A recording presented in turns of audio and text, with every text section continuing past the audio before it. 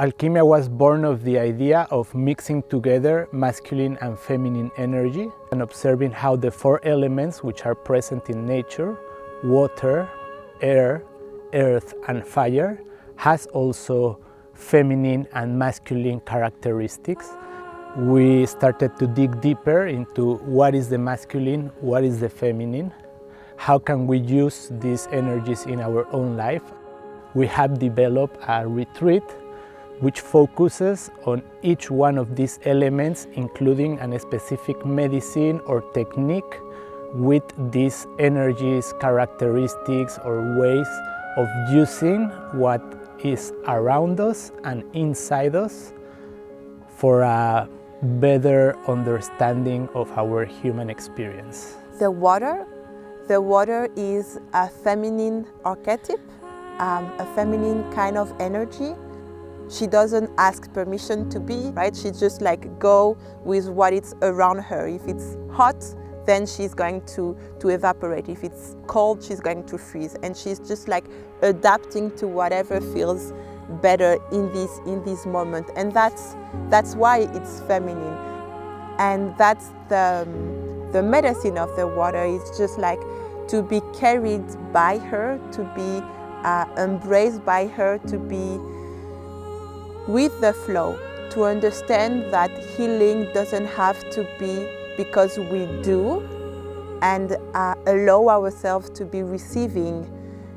There is something really beautiful to be able to let go and say, okay, please just take care of me. Show me a way, a different way. It's not us actively taking decisions in our life, rather allowing things to happen and offering ourselves to the bigger purpose of life. This is the way that we use water in these retreats, and we include it both in the medicines like ayahuasca, for instance, or also in the Wim Hof method, where we immerse ourselves in water, and we have to use this attitude of being receptive rather than fighting the uncomfortable feelings that will come into our bodies. Air. It's a masculine element. Breathing, it's absolutely necessary for us to be alive, and we do breathing unconsciously. This is something that our body is going to do naturally, but there's also a possibility to use our breathing in a conscious way, and for this we need our decisions. So there are different techniques where we can use breathing in order to change and control our nervous system, to release trauma that is accumulated inside the body. And for these specific techniques, we need to be active. We need to somehow change the way that we are used to breathe in order to produce different sensations, different feelings in our body, all the way up into achieving alternated states of consciousness. Another feminine element that we will be working with is earth. This nourishing energy without moral value, right? She nourishes everything, but she also takes back everything. We all go back to her, we all reintegrate with her and become her. She's giving birth to us and she's taking us back. And that's something that is very comforting when we go beyond our humanity. It's very comforting to know that we are part of this whole thing, and that everything that we are going to create, we create not just for ourselves, but for the whole thing. During my spiritual practices, I have achieved many things. I have understood many things about my life, about my past, about my relationships, but it was with the cost of forgetting about my own body. Fire is a masculine energy, and this is one of the energies that I have been looking more to include in my personal life lately, because it has to do with the masculine energy. And I've seen it in myself, but also in many participants, that the masculine figure in our life, which is coming from our dad, many times either was not present or was an authoritarian figure that was producing more harm than supporting us to feel comfortable with whom we are. So being myself in these situations, I decided to explore more how can I include masculine energies in my life.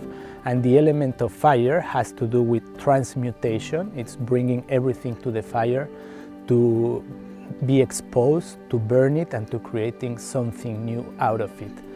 But also the element of fire is related with action. It has to do with passion, it has to do with having decision, it has to do to overcoming our fears. And the way that we use fire in these retreats is by inviting people to do fire walking, to be barefoot, to create a fire all together, and to take the decision to walk through the embers.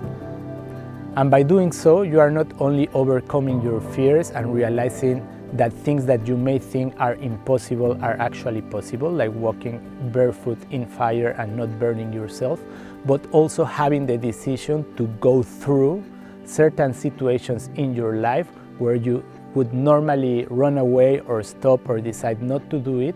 But by having these experiences, these rituals, these rites of passages in our life, we can use it later on to overcome the things that life will present in our way. For me, I would say like to use the body as a vehicle for your wellness, physical wellness, but also spiritual and emotional wellness. And so it's a retreat where we take very good care of ourselves as human into this body. So we rest a lot, we take good care of the food that we are eating, and we are really careful to create the kind of experience where your nervous system, who is like, let's say, like the computer of your body, feels safe. And with the support of our body, because in our body is where the trauma is actually stored, and that's why it can repeat itself. That's why we get triggered by things. It's because our whole body stores it. With the mix of these elements, with the mix of these techniques, with the mix of these natural remedies, we have created Alchemia, which is a seemingly magical process of transformations, because it seems that everything is coming together in a magical way, but it is actually the mix of a lot of little steps that have taken you all the way to this place where healing happens.